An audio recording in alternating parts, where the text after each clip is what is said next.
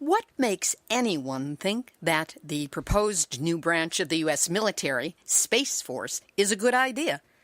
And where did such thoughts and assumptions about our country's nuclear manifest destiny come from? You might think it's just some wacky new idea sprung fully formed from the mind of our current president. But then a genuine expert reminds you of the post-World War II Operation Paperclip program that brought unvetted Nazi scientists into the United States, including one named Walter Dornberger. And then this genuine expert tells you, when you bring 1,500 of the top Nazi operatives to the United States, now remember, they went into intelligence, they went into Air Force Flight Medicine program, they went into the MK Ultra LSD experiment program, all kinds of other things, seeding the entire military-industrial complex. And when you do that, is there an ideological contamination that comes along with it? And my answer is, of course, because today, as we see the proposal to create the Space Force by Donald Trump, a whole new branch of the military, to control and dominate space, to deny other countries access to space, there must be an ideological contamination, because the program that they're talking about today is the same program that Major General Walter Dornberger outlined in his presentation to the Congress in 1958. It's the Nazi prophecy. Well, doesn't that just give you chills and raise your goosebumps and your hackles? That's because it's just one more piece of information that clearly demonstrates that we are all smacked down into a seat that we all share. Nuclear hot seat, what are those people thinking? Nuclear hot seat, what have those boys been drinking? Nuclear hot seat, the corium is sinking. Our time to act is shrinking, but our activists are linking. Nuclear hot seat, it's the bomb.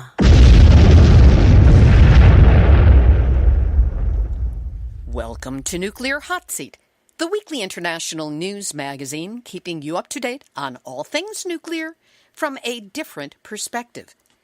My name is Libby Halevi. I am the producer and host, as well as a survivor of the nuclear accident at 3 Mile Island from just 1 mile away.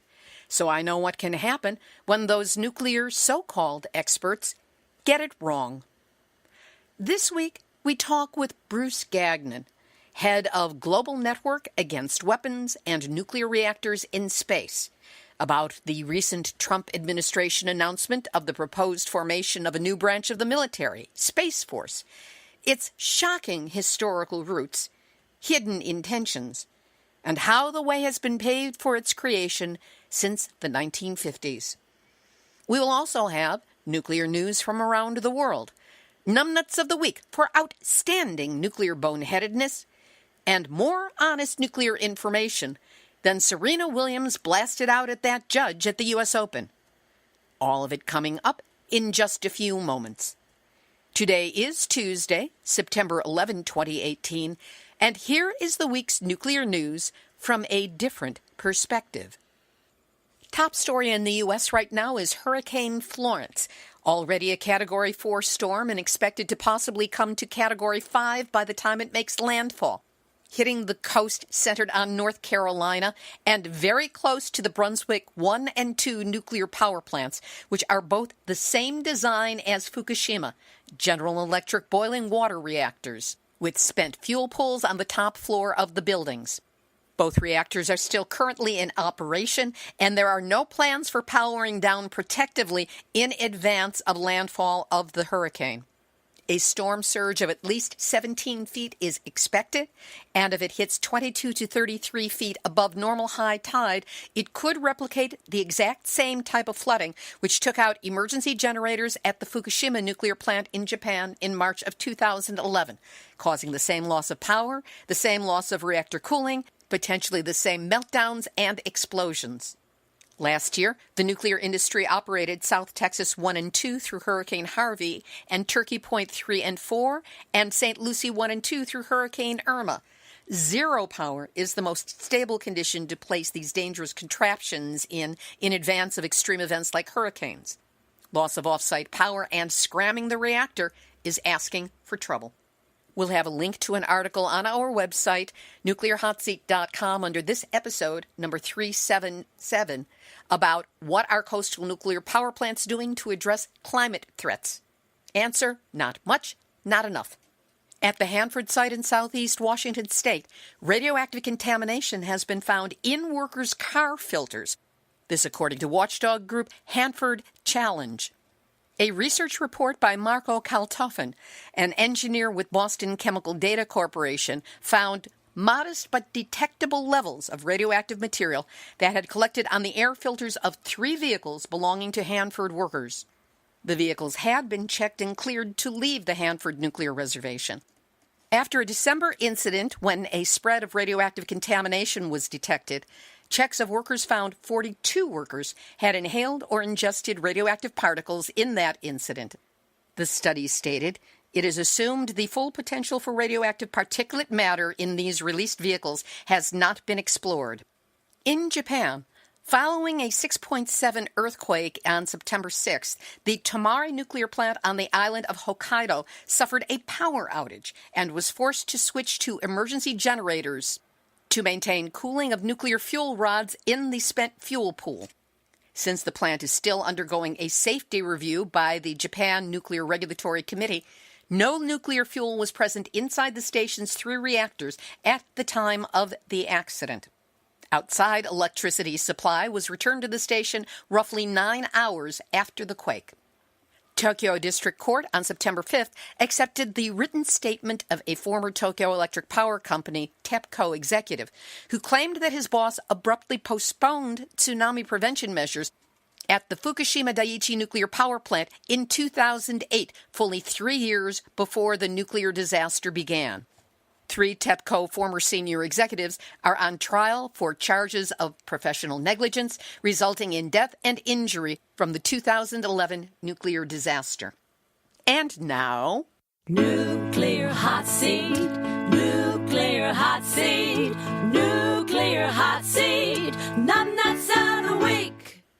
the statue of a child in a protective suit set up near the West Japan Railway Company's Fukushima station has sparked criticism that it gives the impression that Fukushima returnees need such gear since the 2011 nuclear disaster began.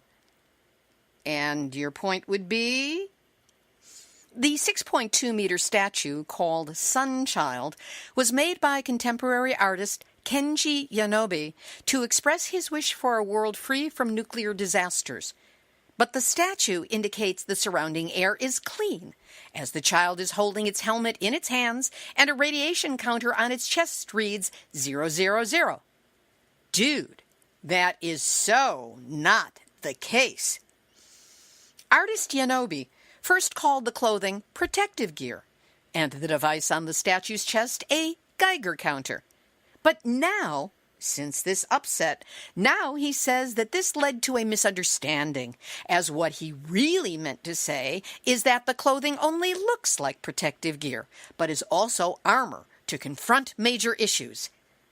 Armor is what Yanobe needs now, because the city of Fukushima has received angry calls demanding the statue's removal.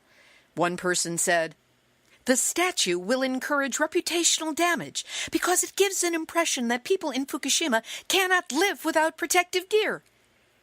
And your point would be? Dude, if you're going to create protest art, you can't have it both ways. Make certain your message is not a mixed metaphor. And when you catch the heat for making a controversial statement, don't change your story to get out of the kitchen. But artists have it tough. So we're throwing this one to the protectively suited, armored statue. And that's why you, Fukushima Sunchild of the mixed metaphor, you are this week's Nuclear Hot Seat, Numnutz of the Week. SimplyInfo.com has another terrific report, Fukushima Microparticles, an Unrecognized Threat, written by Nancy Faust. We'll have a link up to this report on our website, nuclearhotseat.com, under this episode, number 377.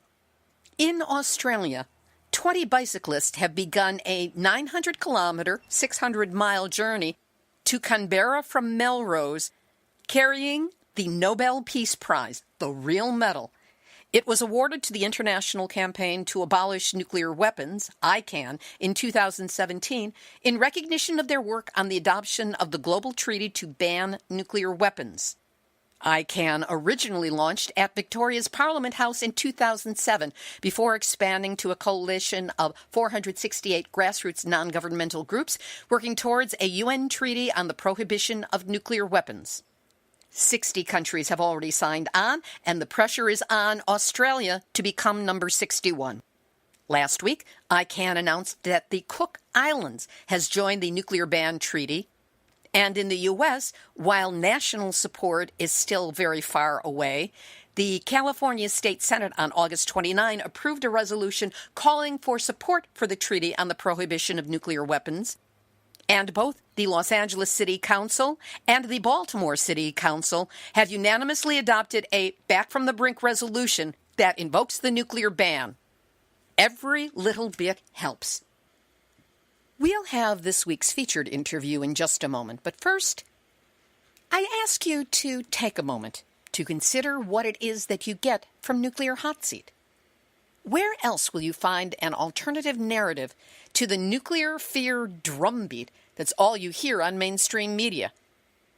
Nuclear Hot Seat works hard to get behind the scenes, under the skin, and into the heart of nuclear matters every week, and always from that different perspective, with fresh information you probably won't find no matter how hard you troll mainstream media or search through the internet. If you value this information, doesn't it deserve a bit of support from you? Yes, you know what I'm asking. Please help us out with a donation now so we can meet our expenses and keep bringing you the kinds of verifiable truth that you don't normally hear on nuclear issues. Any amount is deeply appreciated. Nothing is too small, and conversely, nothing's too large. And we make it easy for you. Just go to nuclearhotseat.com. You may have to scroll down a bit if you are on a tablet or a smartphone, but look for that red button, which is where you can make a donation of any amount, either one time or on an ongoing basis. There's also a big green donate button that allows you to quickly set up a recurring donation of just $5 a month, the same amount that you would pay for a cup of coffee with a nice tip to a barista. So do what you can to help Nuclear Hot Seat keep searching and sharing nuclear information that helps you understand what's really going on. Whatever you can do to help us out and support us, it keeps Nuclear Hot Seat alive and growing, and that means you've got my gratitude. Here's this week's featured interview. Bruce Gagnon is the Secretary Coordinator of the Global Network Against Weapons and Nuclear Power for Space. We've had him on the show before, and his information is always mind-blowing. For 15 years, Bruce coordinated the Florida Coalition for Peace and Justice. He was trained as an organizer by the United Farm Workers Union and is also a member of Veterans for Peace. He's been working on space issues for the past 30 years and helped create the Global Network in 1992. When it comes to the nuclear connection to space, Nuclear Hot Seat has no source who is better informed or more articulate than Bruce. We talked on Monday, September 10, 2018. Bruce Gagnon, always great to have you with us here on Nuclear Hot Seat. Thank you, Libby, very much. I think it's important for us to understand the origins of the U.S. plan for space warfare. So why don't you take us back to the beginning as to where this idea initially came from? Well, at the end of World War II, the U.S. illegally smuggled 1,500 of Hitler's top military and science operatives into the U.S. in a program called Operation Paperclip. And out of that 1,500 were 100 rocket scientists, Wernher von Braun and his engineers, who built the V-1 and V-2 rockets that Hitler used to terrorize the cities of Europe towards the end of World War II. They were brought to the U.S. along with 100 copies of the V-2 rocket, and they were sent to Huntsville, Alabama, Redstone Arsenal, that became the center for the creation of the U.S. space program. And so Wernher von Braun and his engineers were building the U.S. space program. And the guy that had been the liaison between Hitler and von Braun, Major General Walter Dornberger, Nazi in Germany, he came to the United States also under Operation Paperclip, and he became a vice president of Bell Aerospace. And in 1958, he testified, if you can believe it, before a congressional hearing. Imagine that when they introduced him. Hitler's former liaison, Nazi, to the Hitler's rocket program. Did they actually mention that, or that was completely glossed over? Well, I don't know, but how could they not have? I mean, it's just hard to conceive that they didn't, but I'm just imagining. But anyway, this is what he said before that congressional hearing in 1958. He said that America's top space priority ought to be to, quote, conquer, occupy, keep, and utilize space between the Earth and the Moon. And then later on, in an address to a national missile industry conference, he dismissed NASA's early spaceflight program as space stunts and urged that more attention be given to space weaponry. Gentlemen, he said, I didn't come to this country to lose the Third World War. I lost too. And so as I've studied, and I really have studied this Operation Paperclip, and particularly the program to bring the Nazi rocket scientists here, I've over the years read many things, including an article written by one of the writers for Jane's Defense Weekly. That's a very famous British aerospace industry publication. And the guy took a leave of absence for a few years and wrote a book. And the book was all about the origins of the black budget in America. Now, the black budget is the secret Pentagon budget that is used to work on high-tech, mostly space technologies. And not even the Congress is allowed to know how much is spent, where it's spent, what they're working on, any of that stuff. So only the Pentagon has that information. Not a very democratic thing, right? Well, come to find out, this aerospace writer in his book said that the structure for the black budget in America came from the Nazi program. In fact, it was the same program they used to disguise and hide their V-1 and V-2 program. And he asked this question that I've repeatedly asked over the years, is when you bring 1,500 of the top Nazi operatives to the United States, now remember, they went into intelligence, they went into Air Force flight medicine program, they went into the MK Ultra LSD experiment program in the 1960s, all kinds of other things, seeding the entire military-industrial complex. And when you do that, is there an ideological contamination that comes along with it? And my answer is, of course, because today, as we see the proposal to create the Space Force by Donald Trump, a whole new branch of the military, to control and dominate space, to deny other countries access to space, there must be an ideological contamination, because the program that they're talking about today is the same program that Major General Walter Dornberger outlined in his presentation to the Congress in 1958. It's the Nazi prophecy.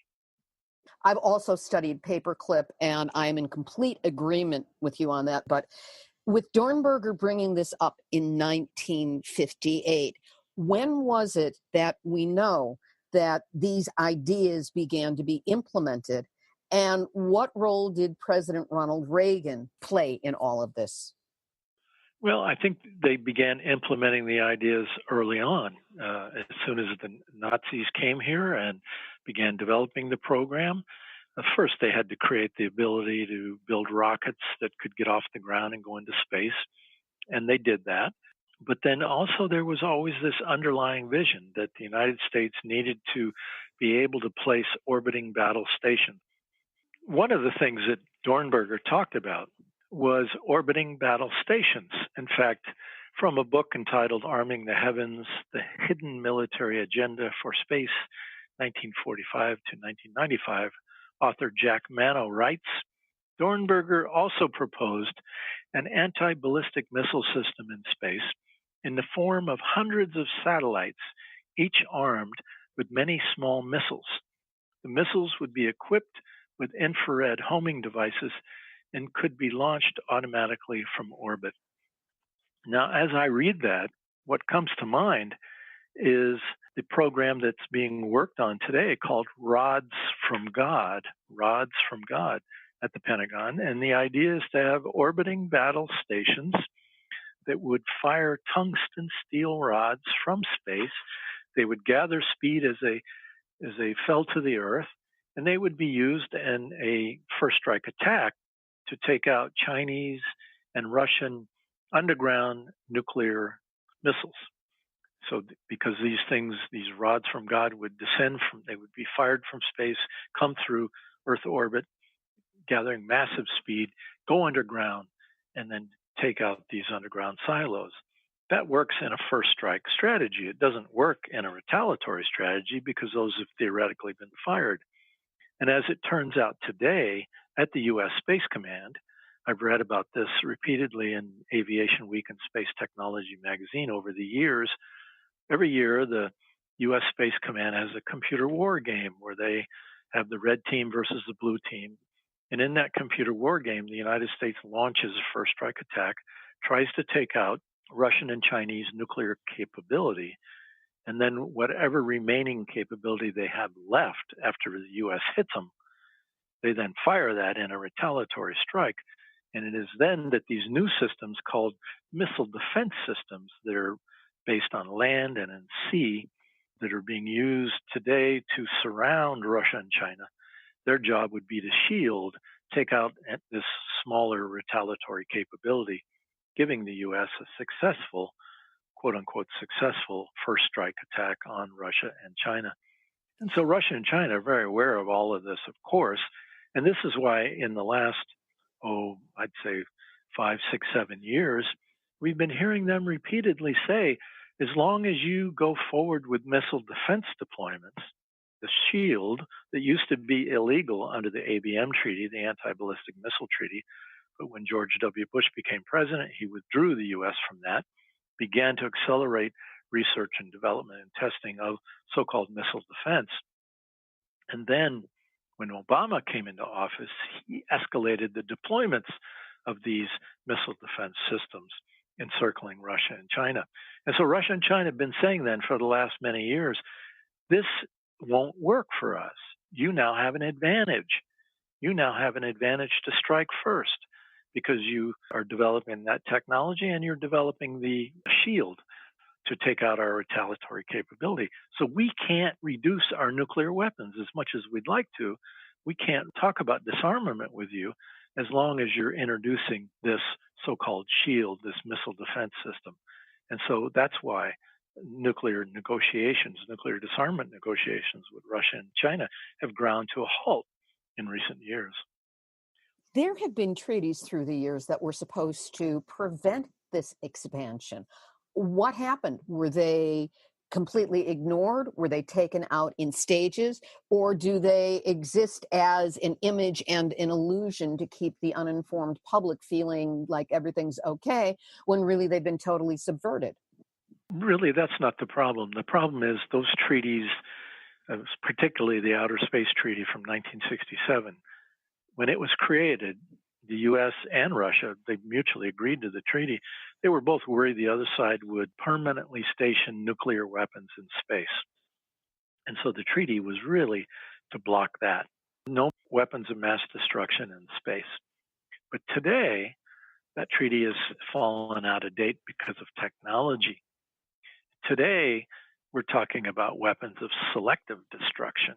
And in fact, one thing I read in Aviation Week and Space Technology magazine during reporting on one of these computer war games, First Strike Attack, said in the year 2017, they said, at the time, this was some years ago, I read it, that they had a lawyer, a military lawyer, sitting next to the computer, and they turned to the lawyer and they said, could we use the military space plane to fly down and drop an attack on Russia and China? Would it violate the Outer Space Treaty of 1967?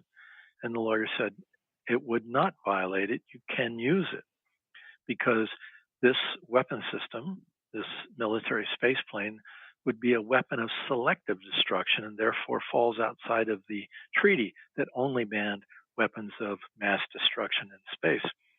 And so for many years, many years, I would say at least the last 20 years, Russia and China and even Canada on their side annually have been going to the United Nations General Assembly, introducing a resolution called PAROS, P-A-R-O-S, Prevention of an Arms Race in Outer Space, saying we've got to upgrade the existing treaties with a new treaty, and let's close the door to the barn before the horse gets out, before weapons are deployed. Weapons of selective destruction are deployed in space.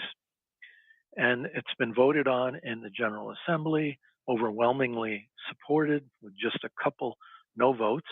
Then it goes to the Geneva Conference on Disarmament, the United Nations Conference on Disarmament, for further negotiations. And it is then that the U.S. and Israel block it. And the official position of the U.S. during Clinton, during George W. Bush, during the Obama, and now the Trump administrations is, hey, there's no problem. There are no weapons in space. We don't need a new treaty. And so this is where we are today.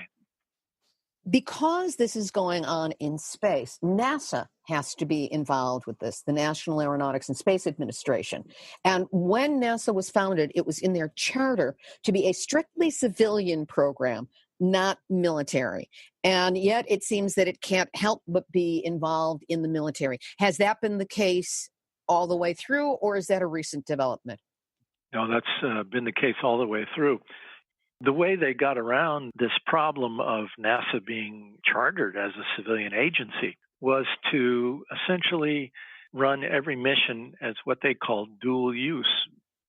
So they would publicly say, oh, we're going on a mission to the moon and we're going to orbit the moon and we're going to fire a projectile from a satellite or an orbiting satellite around the moon. It's going to go under the moon's surface and look for water, try to unearth water on the moon. Okay, well, that sounds fine. Well, guess what? They were testing the technology to fire a projectile from an orbiting satellite into a planetary body. That's a weapon. But they don't talk about that, right? Nobody talks about that. They just talk about, oh, the glories, we're looking for water on the moon. And so everything that NASA has ever done has been dual use. So they were running civilian and military technology development missions at the same time. Where do we stand now in terms of U.S. ability to dominate space? Well, I think it's become more problematic because Russia and China have seen the writing on the wall for at least the last 20-some years. They've seen the U.S. refusal repeatedly at the United Nations to create a new treaty to ban weapons in space. And so they had a choice. They either surrender to the U.S. domination, not only of space, but of Earth below, because all warfare on the planet today is coordinated by space technology. Military satellites see everything on the planet. They hear everything by intercepting all phone, fax, email communications with the NSA, the NRO, satellite technology. And then they can target every place on the Earth using satellite technology. When George W. Bush launched Shock and Awe in 2003, in the first initial attack, 70% of the weapons that were used were guided to their targets by military satellites, space technology. So whoever controls space controls the planet below. Russia and China are aware of that. Again, their choice is surrender to the U.S. or develop your own technology to make sure that the U.S. cannot be the master of space. And in fact, on the headquarters building at Peterson Air Force Base in Colorado Springs, above the doorway, I've seen it myself, I've been there, that reads Master of Space. They wear that logo as a patch on their uniform as well. In the 1990s, they published a document, planning document, called Vision for 2020, where the Space Command said the U.S. will control space, dominate space, deny other countries access to space on behalf of corporate interests, and that we will be the master of space. And so Russia and China then have said, we can't go along with it. So they're developing their own technologies, not necessarily to compete with the U.S. in every way, because we're 30 years ahead of them, we're way out front. But what they're developing is ways to get around the U.S. systems, to get around it and defeat it and to break it up. Those are the technologies that they have, I think, very successfully begun to develop, letting the U.S. know that if you think you're going to be the master of space, you're wrong. And if you ever try to act like the master of space and put this into motion, then we're going to respond. And literally, as Putin has said, it might lead to the destruction of Russia for us to fight back. But what would a world be without Russia in it if they just submitted to the U.S. first strike attack and didn't respond? So what they're basically saying is, we don't want a war. We're not looking for trouble. But if you come at us, everybody's going to pay. And that's where we are today. With the recent announcement by Donald Trump that the U.S. suddenly needs a space force as another branch of the military, and given the proximity that we are in to the year 2020, do you see this as a playing out of, you should pardon the expression, the master plan of this? Is this something that he's been told to just slot in as opposed to just being some Looney Tunes idea he came up with sometime or another? There was a recent article just in the last couple of weeks in the LA Times, a very extensive article, where they reported that Trump was got to by the aerospace industry and their representatives in Congress. As you can, I'm surely understand and believe, much of the Congress is owned by corporate interests. Completely owned subsidiaries. And in the case of the aerospace industry, they have certain interests at stake here. They have long viewed that Star Wars, a generic name for all of this, would be the largest industrial project in the history of the planet Earth. Imagine that. And some years ago, in one of the industry publications called Space News, they ran an editorial. I saw it, and it said, we've got to be responsible corporate citizens. We've got to come up with a dedicated funding source to pay for all of this because it's so expensive. And we have. And we're now sending our lobbyists to Washington to secure that funding source. And the dedicated funding source is specifically the entitlement programs that officially in America are Social Security, Medicare, Medicaid, and what's left of the welfare program after many years of being cut by both Republican and Democrat administrations. And so these are the programs that the aerospace industry has identified to defund in order to pay for this thing. And they've now convinced Trump to go forward and propose this actual creation of this extra, this new military branch, the Space Force. This program sounds so massive, and if they do get their hands on our, what they're calling entitlement programs, but that we have been paying into for our entire working lives, it sounds like this is a program that could bankrupt the United States of America. There's no doubt about it. I, many years ago, coined a phrase to describe it. I call it pyramids to the heavens. I see the aerospace industry as the pharaohs of our age, and we, the taxpayers, would be like the slaves at the time of Pharaoh, building these pyramids on their behalf. And what do we get in return? Nothing but poverty.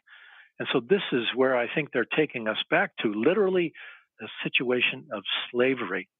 We would essentially become slaves, building these rockets for them so that they can control Earth with space technology, and then beyond that, control the heavens, because that's the other side of the coin.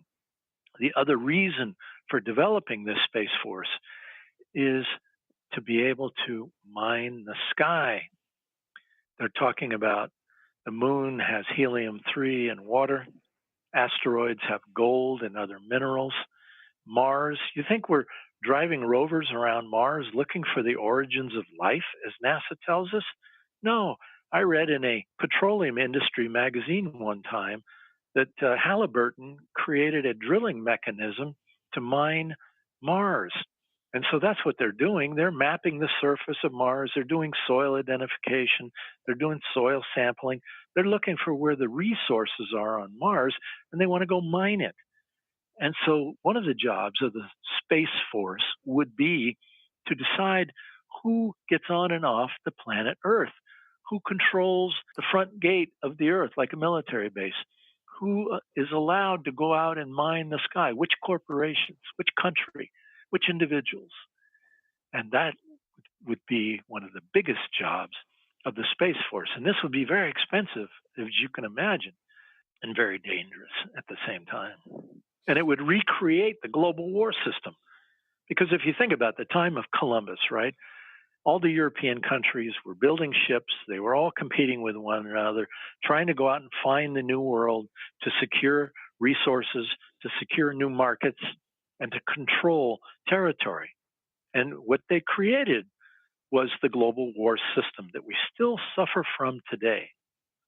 Well, they now are poised to recreate this, carry what I call the bad seed of greed and environmental degradation and war and competition. They're poised now to take that bad seed into space so that they will control the heavens. It's a godlike ambition. It's crazy. It really is getting into evil empire territory. And that brings up a big question, a big suspicion that I've had for a long time. And that is, given that NASA and the U.S. nuclear space programs have their origins with Nazi paperclip scientists, who I agreed were a bad seed that got planted in U.S. soil, and that nukes in space weaponry is being used to potentially bankrupt the people of the United States while enriching the 1% or the whatever percent, and remove so many of the supports for the citizens of this country. Might this program be viewed as the Nazi revenge on Germany's World War II conquerors and the successful transformation of the United States into what could be considered a Fourth Reich? I'm telling you, that's what I think. That's my own personal analysis. And again, I take you back to Walter Dornberger in 1958, testifying before the Congress in the United States, a hearing. Remember, Dornberger, Major General Walter Dornberger, was Hitler's liaison to the brilliant rocket scientist Werner von Braun. And Dornberger came to the U.S., became vice president of Bell Aerospace, and he told a hearing, gentlemen, I didn't come to this country to lose the Third World War. I lost two. So clearly, at least in Walter Dornberger's head, he is replicating the Third Reich or creating the Fourth Reich, right? I mean, isn't that what he's saying? I didn't come here to lose, I've already lost two wars. I'm not about to lose any more. We got to put it over the top this time. And the only way we can do that is if we have an offensive space technology system. I'm looking into the future, Dornberger says. This is what it's going to take. It's got to be funded. The way I read this is, yes, indeed, you're right, that Dornberger was saying now he's an American, right? 1958, some years after the war, we are going to be the new global power. We're going to control the planet. We're going to control space. Clearly, the Fourth Reich. I absolutely see it that way. Let's shift this a little bit into what is hopefully going to be a more hopeful territory. The International Campaign for the Abolition of Nuclear Weapons won the Nobel Peace Prize last year. And it and a group that is working on the financials of nuclear, Don't Bank on the Bomb, seem to have been making some progress in the world. How effective do you think they can potentially be in moving us genuinely towards a nuclear weapons-free world? Well, I have to say they've done great work. I have to congratulate them. But there is an obstacle that I've been trying for many, many years to get organizations that work primarily on trying to get rid of nuclear weapons. I've been trying to get them to see that the space program, and more importantly, the U.S. so-called missile defense system, the SHIELD, that is now being used to encircle Russia and China, is a flat-out non-starter for nuclear disarmament. Now, earlier I said that Russia and China, for some years, have been telling the United States and the rest of the world that as long as the U.S. goes forward with missile defense, its job would be to pick off any retaliatory strike after a U.S. first strike attack, something the U.S. annually war games at this time. As long as missile defense is being used to encircle Russia and China as it is today, and it's on steroids, forget about nuclear disarmament. And I've always been saying to people, I'm not telling you to stop working on getting rid of nuclear weapons. No, I'm with you all the way. But integrate, start talking about a key obstacle to nuclear disarmament is this space program, is missile defense. And none of them ever would do it. They wouldn't talk about it, which I think is a strategic mistake. It's a reality. And as long as that reality is there, forget about it. You are one of the founders and the current coordinator for the group Global Network Against Weapons and Nuclear Power in Space. And there's an annual week coming up. Tell us about it and what we might do to participate in it. Well, every year since 2001, we hold what we call Keep Space for Peace Week. And we ask groups all over the world to organize during the week, which this year will be October 6th through the 13th.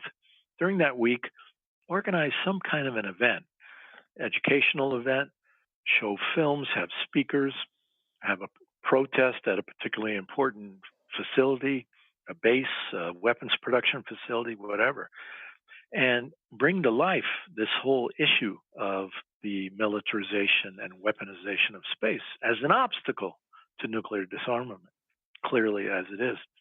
And so my job is to promote that and to get people around the country, around the United States, and around the world to be involved. So right now I'm in the middle of beginning to promote that. If you go to our website, spaceforpeace.org. And that's the number 4, not spelling out FOR, spaceforpeace.org. Either way, the number or the word. Right on our homepage is a poster for this year's Keep Space for Peace Week, poster about Trump's Space Force proposal. So we invite people to go and look at it, download it, spread it around. And we also urge you to go in the menu on our website, look at the menu called Space Videos, and scroll through the videos, and you'll find many, many, many wonderful, interesting, some heartbreaking videos about all of these issues.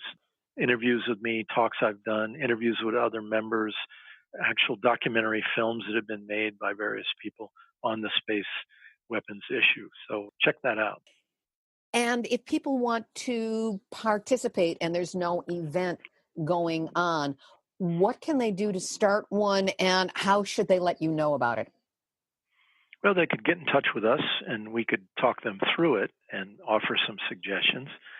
If you do organize something, do let us know, because we keep a list and we send it to the media, the alternative media, and to the mainstream media all over the world. So we want them to know that these things are happening. The other thing is, even if there isn't anything in your community, one thing you can do is write a letter to the editor. And we urge people to just even write a very short letter, something to the effect that, dear editor, Trump's Space Force proposal, it's a terrible idea. It'll be very expensive. It'll be very destabilizing and dangerous. We'd much rather spend our money on ensuring the survival of Social Security, Medicare, Medicaid, and the social safety net. We don't want Space Force. Just something as basic as that would be really helpful to put that into the public consciousness. Anything else you can think of that we haven't covered that you would like to get across to the listeners? One other item is the use of nuclear power in space. Earlier, I talked about the desire to go out and mine the sky, the aerospace industry wanting to make huge money mining the sky.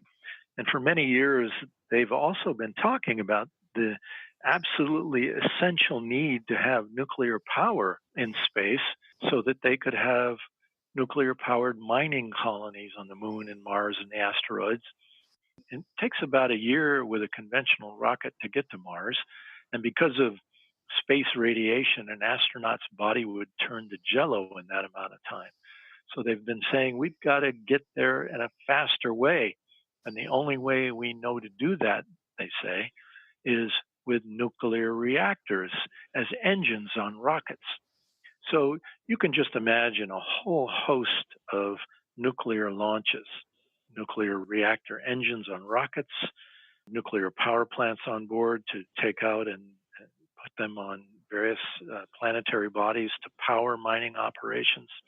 The little rovers driving around Mars today are all nuclear powered. And our organization opposed each of those launches when they went forward over the years. And so our concern is this process of engineering these nuclear devices at the Department of Energy laboratories around America, at places like Savannah River Plant in South Carolina, Oak Ridge in Tennessee, Los Alamos in New Mexico. These nuclear production facilities that worked on previous space missions all have a terrible record of contaminating workers, contaminating local water supplies, and contaminating the air. So even before anything is even launched, they're already impacting life on this planet with these space nuclear devices.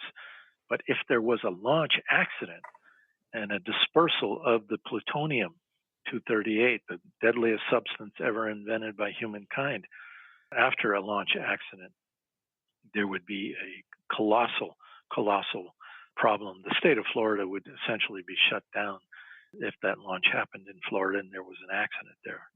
So this is one of our deep concerns, and this is one reason that our name, the Global Network Against Weapons and Nuclear Power in Space, the reason why we have that part of our name, thanks to Carl Grossman, one of our founding members, longtime anti-nuclear activist, journalist. He's the one that really helped us see that important connection to nuclear power in space. And there's one other aspect to the nuclear power in space, and that's when it comes out of space.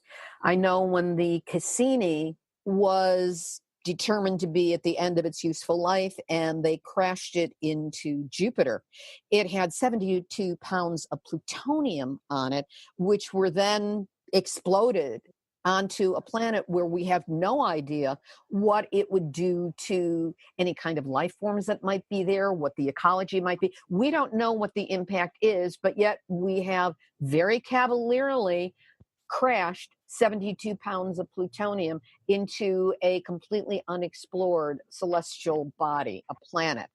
And anytime we send that material up, it's going to have to come down somewhere, somehow, sometime, with no knowledge of what the impact is going to be. That's right. You know, previously there have been a whole series on our website. Also in our menu, you can find a section called Past Nuclear Accidents. We described them. Both the United States and the Soviet Union, former Soviet Union, had a series of accidents with launching plutonium and uranium into space, fell back to Earth. And in one case, 1964, U.S. military satellite with 2 pounds of plutonium on board burned up on reentry, fell back to Earth, and the plutonium was spread as dust across the Earth. Dr. John Goffman, one of the founders of uranium, expert on all of these things, said that he studied that particular accident and believed it was one of the major reasons why there's so many cancers around the Earth today, because people have been ingesting that plutonium for all these years. So this is a real problem. You know, humans have shown that when they create these big technological wonders, like the Titanic or the Challenger space shuttle, that they have accidents from time to time. And when you mix nuclear power into that equation, it's very dangerous. You might remember the Star Trek television series. I used to watch it quite often. Of course. They had an imperative warning on each of the shows. They would always weave it in. And it was, as we go to other planetary bodies and meet other civilizations, or even go to a place where it doesn't seem like there's any life, We must always carry with us the dictum, do no harm. And I would submit to you that everything the United States is doing today with its space program is violating that grave warning of do no harm. Bruce, it's always an eye-opener and an occasion for wanting to quaff great quantities of alcohol after talking with you. But it's great to know that you have been on the job, that you have this information, you convey it this openly and this honestly. Here's hoping that more people will hear it and pass it on. And thank you so much for sharing your wisdom, your knowledge, your depth and breadth of understanding with the listeners of Nuclear Hot Seat. Thank you very much, Libby. It's a pleasure always to talk to you. Bruce Gagnon is the Secretary Coordinator of the Global Network Against Weapons and Nuclear Power in Space. You can learn more about Bruce, about Global Network, and about their Keep Space for Peace Week by going to the group's website, spaceforpeace.org. And the 4 can be either the number or FOR. And consider what it is you can do to participate in the October 6th through 13 Keep Space for Peace Week activities. When you've got an action, let Global Network know, and they will be happy to put word out about it to the entire world. Activist shout out! Nuclear Watch New Mexico is hosting a salute to whistleblowers on September 25th at 7 p.m. at the Center for Contemporary Arts in Santa Fe. Appearing will be Valerie Plame and Los Alamos whistleblowers Chuck Montano and Jim Doyle. Reception, book signing, video showing, and a panel discussion will be included, so join them if you can. Beyond Nuclear International is putting together a handbook called The Case Against Nuclear Power, Facts and Arguments from A to Z. It's comprised of a series of standalone booklets. Each of them will cover an essential aspect of the nuclear fuel chain, including reactors, waste, health, uranium mining, and climate change. Booklets will be uploaded as they are completed and can be downloaded and reproduced at no charge. We'll have a link up on our website, nuclearhotseat.com, under this episode, number 377. And speaking of books, this Thursday, September 13th, I will be in San Diego at Grassroots Oasis starting at 6 p.m., where I will be reading from my book, Yes, I Glow in the Dark, 1 Mile from 3 Mile Island to Fukushima, and Nuclear Hot Seat. I'll also be providing an update on what's been happening at San Onofre, this being the week that the Nuclear Regulatory Commission is taking a look there and examining the near miss of an accident from August 3rd, and information about radiation leaking from the site is being made available through activist groups. Now, getting back to the book, if you've already bought a copy, please bring it on down and I will sign it. And if you can't make it, you can buy the book on Amazon and keep it with you until the next time I'm at an event and you know you can come by, and yes, I will sign it then. I'll have a link to the Facebook event invite up on the website, nuclearhotseat.com, episode 377, and a reminder that if you can help me organize a book tour in your area, please drop me an email at yesiglowinthedark@gmail.com, and let's see what we can get going. Here's today's final thought. Gabriel Garcia Marquez was one of the greatest writers of the 20th century. He was awarded the Nobel Prize for Literature in 1982 for his masterpiece, 100 Years of Solitude. Thanks to longtime listener, activist, and photographer Carol Gallagher for posting this quote, in which Marquez wrote, "Since the appearance of visible life on Earth, 380 million years had to elapse in order for a butterfly to learn how to fly. 180 million years to create a rose with no other commitment than to be beautiful. And 4 geological eras in order for us human beings to be able to sing better than birds and to be able to die from love. It is not honorable for the human talent, in the golden age of science to have conceived the way for such an ancient and colossal process to return to the nothingness from which it came through the simple act of pushing a button. This has been Nuclear Hot Seat for Tuesday, September 11, 2018. Material for this week's show has been researched and compiled from nuclear-news.net, dunrenard.wordpress.com, miningawareness.wordpress.com, tri-cityherald.com, and the reporting of Annette Carey, Paul Gunter and Beyond Nuclear International, robinwesterna.blogspot.com, truthout.org, Erica Gray for the NRC event report updates, WashingtonExaminer.com, RT.com, Asahi.com, FukuLeaks.org, otherwise known as simplyinfo.org, and the marvelously accessible writing of Nancy Faust, SBS.com.au,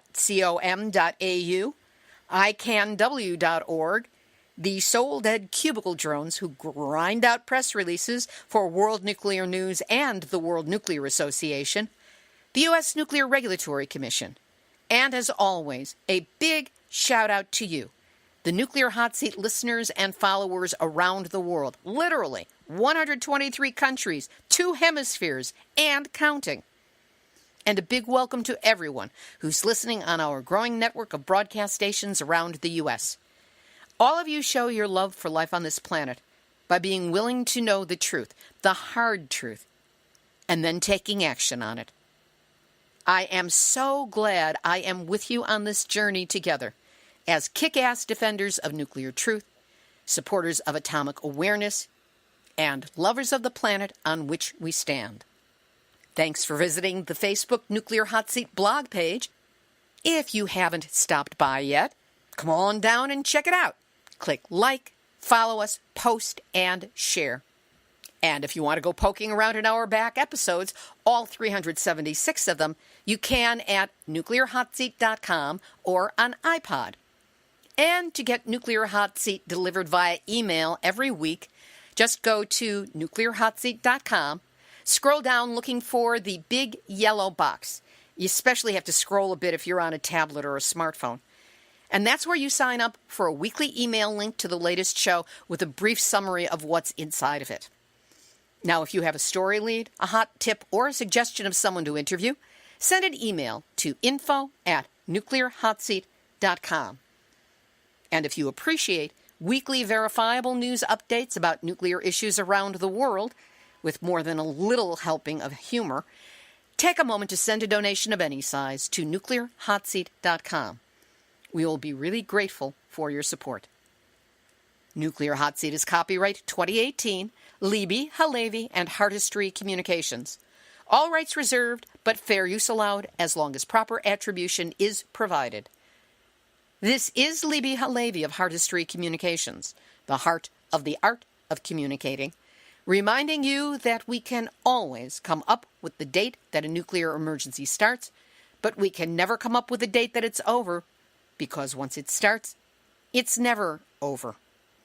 So if you're anywhere in the path of Hurricane Florence, please be safe. There you go. You have just had your nuclear wake-up call. So don't go back to sleep, because we are all in the Nuclear Hot Seat. Nuclear hot seat. What are those people thinking? Nuclear hot seat. What have those boys been drinking? Nuclear hot seat. The corium is sinking. Our time to act is shrinking, but our activists are linking. Nuclear hot seat. It's the bomb.